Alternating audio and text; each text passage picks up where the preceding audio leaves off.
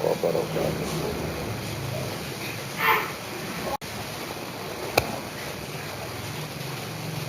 Alhamdulillah. Alhamdulillahil mawjudi azalan wa abadan bila makan. Assalatu wassalamu ala Sayyidina Muhammadin Sayyidi waladi Adnan wa ala alihi wa sahbihi wa man tabi'ahum bi ihsan. Asyhadu an la ilaha illallah wahdahu la syarika lah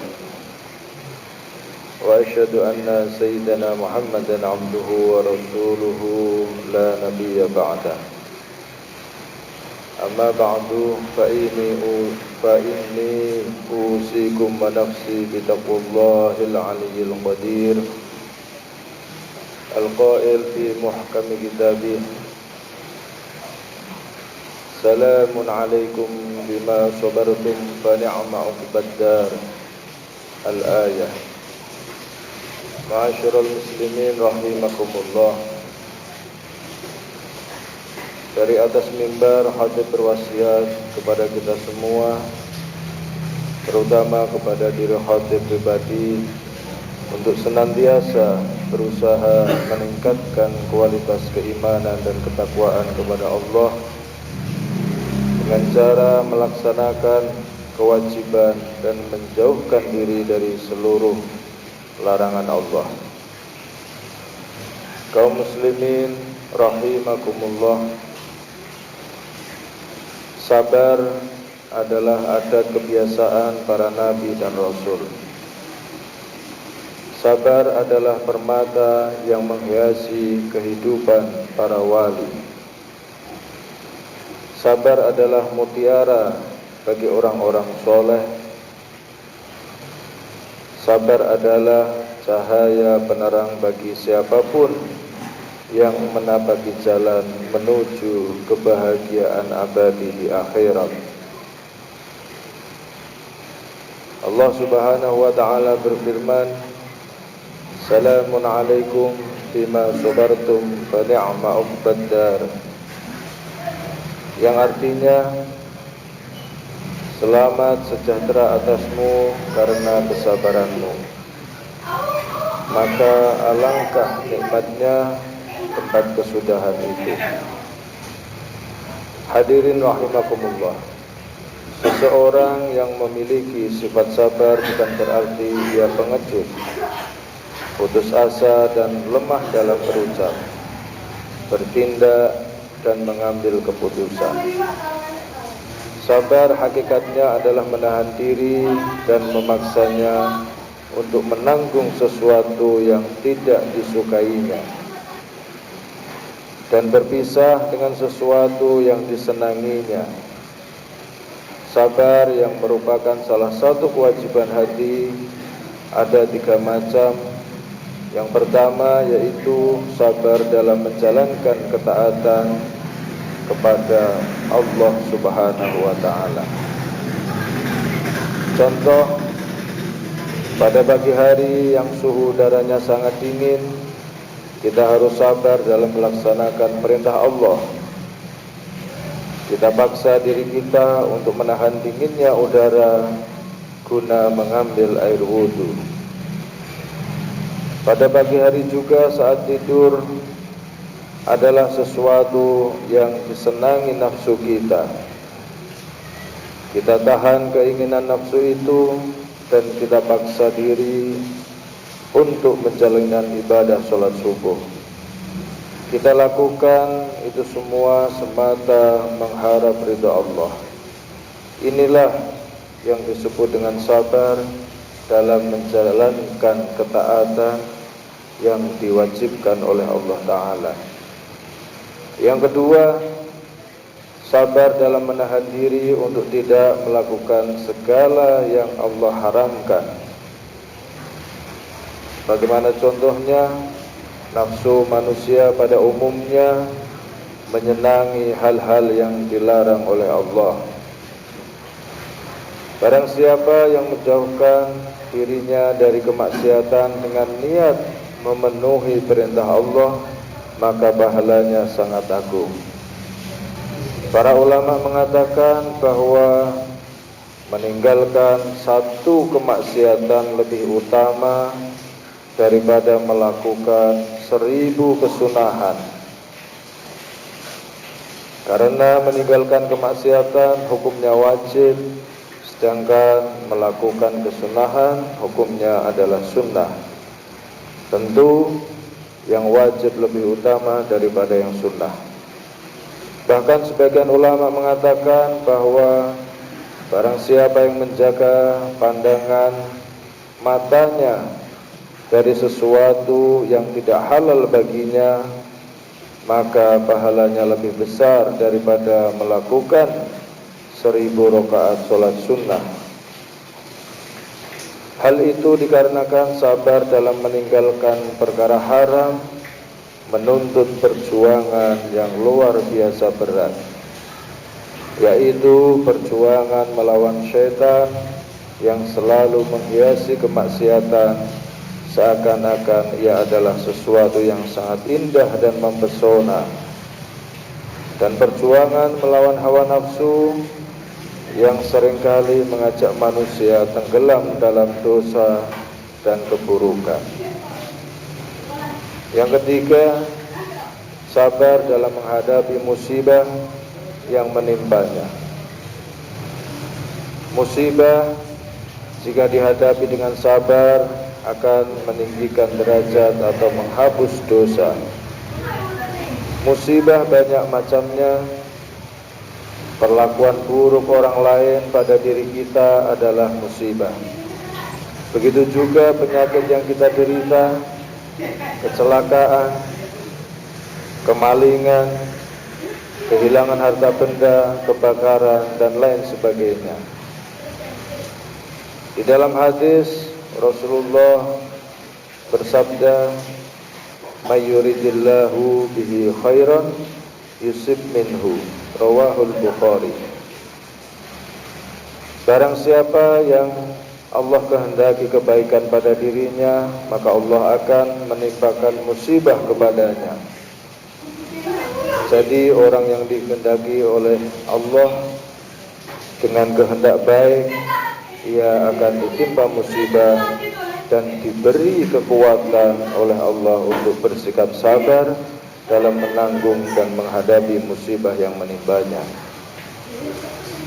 Sabar dalam menghadapi musibah artinya musibah yang menimpa tidak menjadikan seseorang melakukan sesuatu yang dilarang dan diharamkan oleh Allah.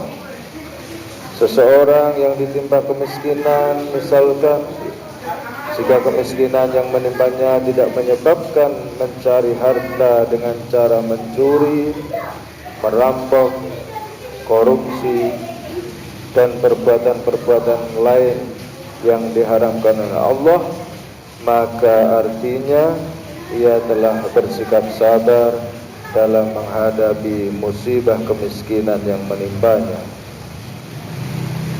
Musibah yang menimpa terkadang tidak hanya menyebabkan seseorang melakukan perbuatan haram, bahkan lebih dari itu, terkadang menjadikannya melakukan atau mengucapkan perkataan yang menjerumuskannya pada kekufuran.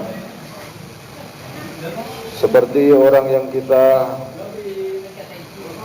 yang ketika anggota keluarganya meninggal dunia, ia mengatakan bahwa Allah tidak adil, Allah bukan Tuhan yang berhak disembah, dan perkataan lain yang membatalkan keislaman dan keimanannya.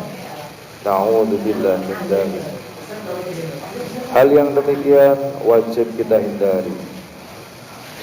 Ma'asyiral muslimin rahimakumullah, seseorang yang memahami ilmu agama dengan baik dan memegang teguh ajaran Islam sebagaimana mestinya, maka musibah yang menimpanya tidak akan menambahkan kepadanya kecuali sikap sabar dan peningkatan ibadah kepada Allah.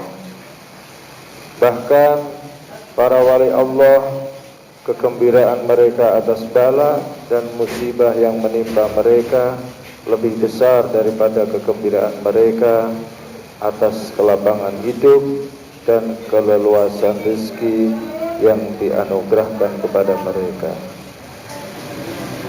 Oleh karena itu, sebagian kaum sufi mengatakan warudul faqati a'yanul muridina. Datangnya berbagai musibah adalah hari raya bagi para pencari kebahagiaan di akhirat. Mereka menganggap bahwa musibah yang menimpa adalah hari raya bagi mereka.